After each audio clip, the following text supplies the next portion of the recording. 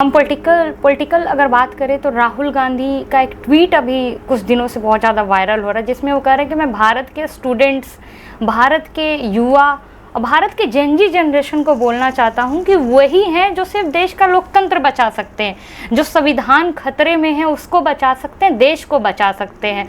अगर वो रोड पे उतरते हैं तो राहुल गांधी खुद उनका समर्थन करेंगे। तो मोटिव क्या है राहुल गांधी का कि जैसे नेपाल, बांग्लादेश, श्रीलंका में तख्ता पलट हुआ, जो खास करके एक युवा जनरेशन ने करवाया, जो क्या वही सिचुएशन वो भारत में देखते हैं? देखिए, वो विपक्ष के नेता हैं और एक बड़े मत पा करके और उतने लोगों का नेतृत्व करते हैं। उनके प्रति देश के लोगों का सम्मान है और उनको भी जिम्मेवारी से इस देश को आगे ले जाना चाहिए, अपना योगदान देना चाहिए। न ये नेपाल है, न ये बांग्लादेश है, बिल्कुल यहाँ कुछ नहीं होना है। और भारत तो एक नई दिशा में आगे बढ़ रहा है, सनातन की दिशा में। भारत राष्ट्रवाद की दिशा में बढ़ रहा है। सनातन संस्कृति का पुनर्आगमन कैसे हो, इसके लिए भारत के जैन जी प्रयास कर रहे हैं। तो बढ़िया है, अगर जैन जी उनके कहने से जग भी जाएं तो मुझे लगता है सनातन संस्कृति के अनुरूप भारत का निर्माण जल्दी हो जाएगा। नमस्कार, स्वागत करती हूँ आप सभी का हमारे चैनल ऑल इंडिया न्यूज में और मैं हूँ आपके साथ सुप्रिया पाठक। इस वक्त हमारे साथ बहुत ही खास मेहमान हैं, सतगुरु श्री रितेश्वर महाराज जी हैं, जो आए दिन कहीं भी देश में आपदा आए वहाँ के लोगों के साथ वो आपको खड़े दिखेंगे। देश की बात करें, राष्ट्र की बात करें, अपने धर्म की बात करें, सनातन की बात करें, वो कभी भी पीछे नहीं हटते हैं, हमेशा उनका मुद्दा उठाते हैं। जिनको मदद की ज़रूरत होती है महाराज वहाँ पे भी मिलते हैं आपको। बहुत बहुत स्वागत है सर आपका हमारे चैनल में। ऐसे तो गुरुजी सवाल बहुत है मेरे पास, पर मैं खास करके पूछना चाहूँगी कि उन युवाओं को आप क्या कहेंगे जो आजकल अपना रास्ता भटक गए हैं, जिनको नशा, पार्टीज़, जो एक मतलब भूलते जा रहे हैं कि वो किस धर्म से आते हैं, उनका मोटिव क्या है इस पृथ्वी पे आने का। वो बस भूलते जा रहे हैं, वो बस अपना जीवन जी रहे हैं, बस जैसे तैसे, ना उठने का कोई समय है, ना कुछ करने का है, बस जी रहे हैं। उनके बारे में आप क्या संदेश देना चाहेंगे उनको? देखिए, हमारे यहाँ एक बड़ी प्यारी बात है कि रोपे पेड़ बबूल का तो आम कहाँ ते होए। बिल्कुल। हमारे यहाँ की जो शिक्षा व्यवस्था है वो मैकाले की शिक्षा व्यवस्था है, ब्रिटिश। तो गुलामी की शिक्षा व्यवस्था जहाँ आज भी चल रही हो, कंटिन्यू कर रही हो, वहाँ के बच्चों से आप आध्यात्मिक होने का अपेक्षा रखें, वहाँ के बच्चों से आप एनर्जेटिक होने का अपेक्षा रखें, क्योंकि उन्होंने मूल रूप से हमें मानसिक रूप से गुलाम बनाने की शिक्षा नीति बनाई थी। और आज भी वही शिक्षा नीति धड़ल्ले से भारत में चली जा रही है। बिल्कुल। तो अब युवाओं को इसमें कहाँ गलती हम देखते हैं। वो तो बच्चे थे कभी, जहाँ से पढ़े एक दिन युवा बने, तो जो संस्कार उनको मिले वैसे वो बन गए हैं। हमें मौलिक चीज़ों की ओर ध्यान देना होगा। अगर हमने अपनी शिक्षा व्यवस्था को पुनः सांस्कृतिक रूप से और धार्मिक रूप से मजबूत नहीं किया, जैसे पुराने गुरुकुलम थे, बिल्कुल, तो ये जो समस्या है ये दिन प्रतिदिन बढ़ती जाएगी और एक दिन शायद वो अपने आप को खुद ही डिस्ट्रॉय कर लें। उनकी मानसिक हालत ऐसी होगी। आज भी युवाओं की हालत ऐसी है कि वो थोड़े भी धैर्यवान नहीं हैं, थोड़ा भी उनके जीवन में ब्लिसफुलनेस नहीं है। वो तेज, वो ओज, वो वीरता, वो सूरता जिसके लिए भारत जाना जाता है, तो मानवीय कोई गुण दिखते नहीं है। लेकिन दोष उनका नहीं है, दोष हमारा ही है कि हम स्वतंत्र भारत में रहते हुए भी और सनातन संस्कृति के अनुरूप शिक्षा व्यवस्था हमने अभी तक लागू नहीं की है। बिल्कुल। अच्छा महाराज जी, आजकल युवा की चर्चा बहुत चल रही है देश में। हम पॉलिटिकल अगर बात करें तो राहुल गांधी का एक ट्वीट अभी कुछ दिनों से बहुत ज़्यादा वायरल हो रहा है, जिसमें वो कह रहे हैं कि मैं भारत के स्टूडेंट्स, भारत के युवा और भारत के जेनजी जनरेशन को बोलना चाहता हूं कि वही हैं जो सिर्फ देश का लोकतंत्र बचा सकते हैं, जो संविधान खतरे में है उसको बचा सकते हैं, देश को बचा सकते हैं। अगर वो रोड पे उतरते हैं तो राहुल गांधी खुद उनका समर्थन करेंगे। तो मोटिव क्या है राहुल गांधी का कि जैसे नेपाल, बांग्लादेश, श्रीलंका में तख्ता पलट हुआ, जो खास करके एक युवा जनरेशन ने करवाया, जो क्या वही सिचुएशन वो भारत में देखते हैं? देखिए, वो विपक्ष के नेता हैं और एक बड़े मत पा करके और उतने लोगों का नेतृत्व करते हैं। उनके प्रति देश के लोगों का सम्मान है और उनको भी जिम्मेवारी से इस देश को आगे ले जाना चाहिए, अपना योगदान देना चाहिए। न ये नेपाल है, न ये बांग्लादेश है। बिल्कुल। यहाँ कुछ नहीं होना है। यहाँ वर्तमान भारत में समस्याएं बहुत हैं। मैंने कहा ना कि समस्याएं ये हैं कि हमने अपनी शिक्षा नीति नहीं बनाई है, हमने अपना कानून ठीक से नहीं बनाया है, हमारे पुलिसिंग व्यवस्था भी पुरानी है, न्यायिक व्यवस्था ही पुरानी है, चिकित्सा व्यवस्था जहां हम पूरी दुनिया को स्वस्थ करते थे अपने नेचुरोपैथ और आयुर्वेद से, हम पूरी तरीके से दूसरी तरफ चले गए हैं। तो हमें अपने कुछ नीतियों को बदलकर भारत को पुनः उन्नत करने का प्रयास करना चाहिए। और जैन जी भारत का ऐसा नहीं है। अगर जैन जी मतलब यूथ कभी आए भी तो उन्हें अच्छे बुरे की पहचान है। बिल्कुल। वो किसके साथ खड़े होंगे मुझे पता है। पर इस तरीके से बार बार युवा को बोलना, तो आपको नहीं लगता कहीं ना कहीं युवा को भड़काने का काम कर रहे हैं राहुल गांधी? क्योंकि ऐसे तमाम नेता हैं हमारे भारत में जो बोलते हैं कि अरे भाई जैसा नेपाल में हुआ है भारत में आने वाले समय में होने वाला है, अभी अगली बारी भारत की ही है। तो ऐसे में युवा क्या करे, युवा किसका साथ दे, युवा किसको सही समझे? नेपाल में संसद भवन, कोर्ट, प्रधानमंत्री आवास, मतलब राष्ट्र की संपत्ति की तो जलाया गया। बिल्कुल। भारत के जो तथाकथित लोग ऐसा बोल रहे हैं, क्या वो भारत की संपत्ति का नाश चाहते हैं, भारत की समृद्धि को मिटाना चाहते हैं?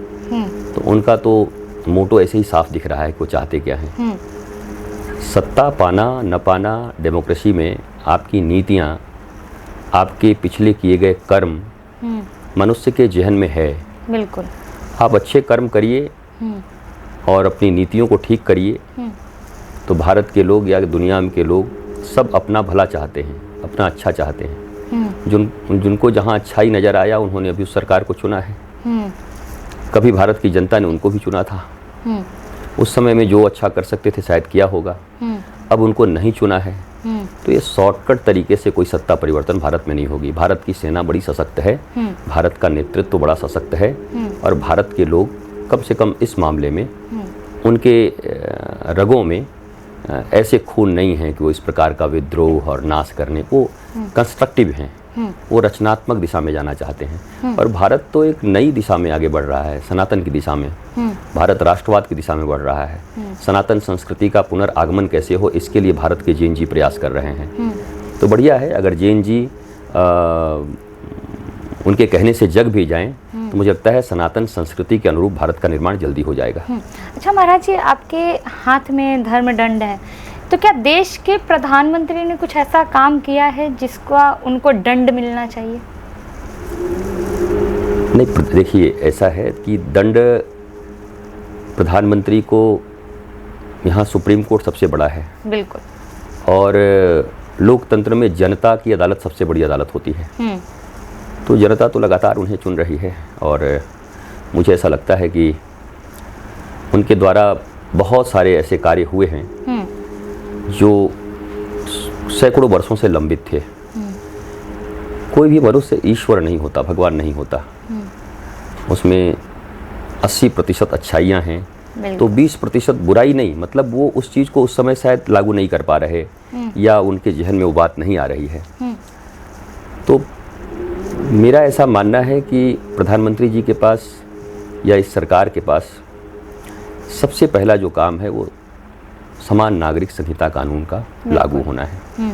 इसके बिना जो भी प्रयत्न किए जाएंगे वो ऐसा प्रयत्न होगा कि एक घड़े में छेद है नीचे से 10 और ऊपर से हमने नल खोल दिया है कि अब थोड़ी देर में भर जाएगा, पर मुझे लगता है टंकी ऊपर की खाली हो जाएगी पर वो घड़ा भरेगा नहीं, घड़ा नहीं भरेगा। तो ऐसे ही जब तक समान नागरिक संहिता कानून इस देश में लागू नहीं होता तब तक ये खंड खंड में बटे हुए लोग और अपने अपने मर्जी से अपने अपने कानून, अपनी डफली, अपना राग बजा करके जो लोग चल रहे हैं, उससे एक सशक्त राष्ट्र का निर्माण नहीं हो सकता।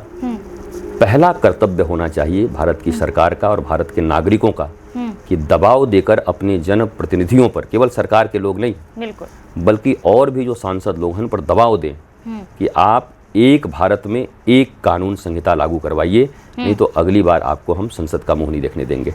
ऐसी बातें लोगों को करनी चाहिए। अच्छा महाराज, जैसे राहुल गांधी की हम बात कर रहे हैं यहाँ पे, तो राहुल गांधी बार बार आरोप लगा रहे हैं कि भाजपा वोट चोर कर रही है।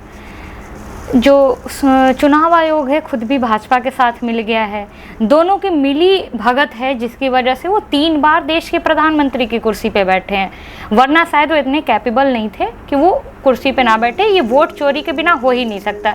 आज आम आदमी पार्टी भी बोल रही है कि दिल्ली के विधानसभा चुनाव में भी उन्होंने वोट चोरी करी है। इस पे आप क्या बोलना चाहेंगे? 60 सालों तक जिनके पास लोकतंत्र के अनुसार सरकारें थी, क्या उन्होंने इतना लचर कानून व्यवस्था और लचर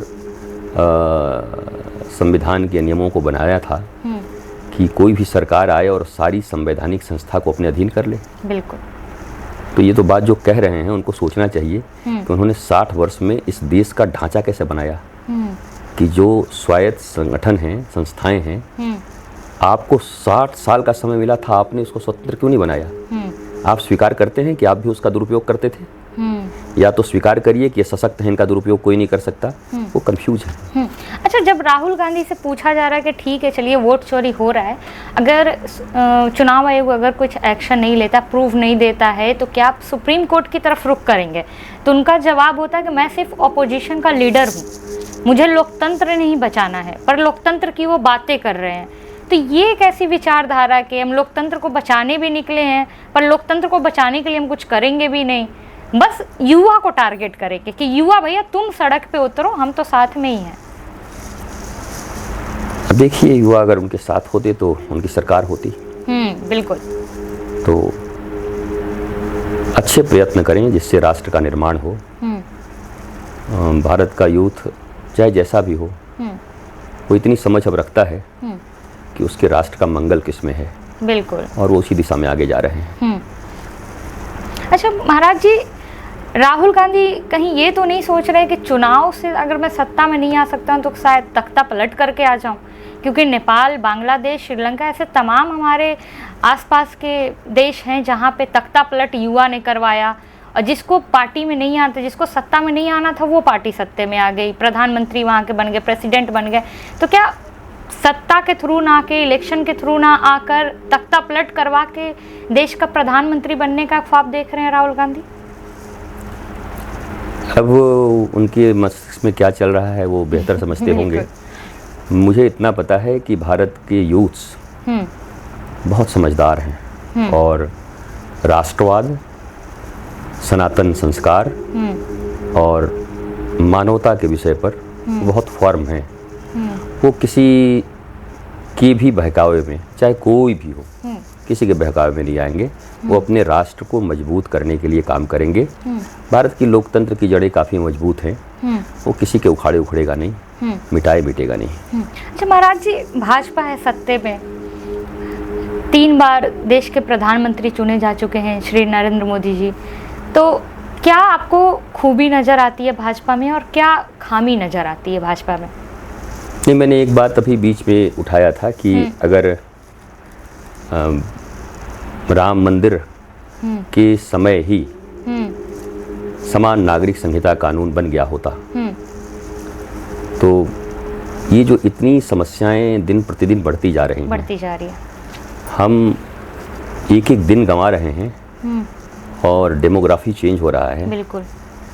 तो सत्ता में जो लोग हैं, मैं होता तो शायद ऐसा करता, मेरा ऐसा भावना था, पर उन्होंने कुछ और अच्छा सोचा होगा।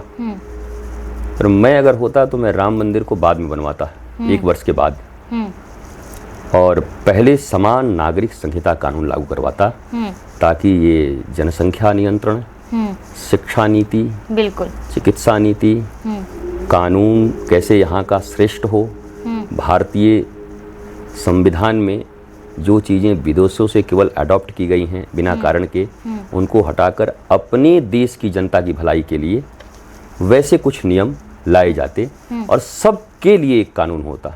10 साल से 15 साल के बच्चे एक छत के नीचे एक ही प्रकार के सिलेबस का पढ़ाई कर रहे होते ये अलग अलग शिक्षाएं नहीं होती, वो उनको कुछ पढ़ा रहे हैं, वो उनको कुछ पढ़ा रहे हैं। देश का कोई हो ही नहीं रहा है, सब अपने अपने मजहब को लेके निकल रहे हैं, मजहबी कट्टरता बढ़ रही है।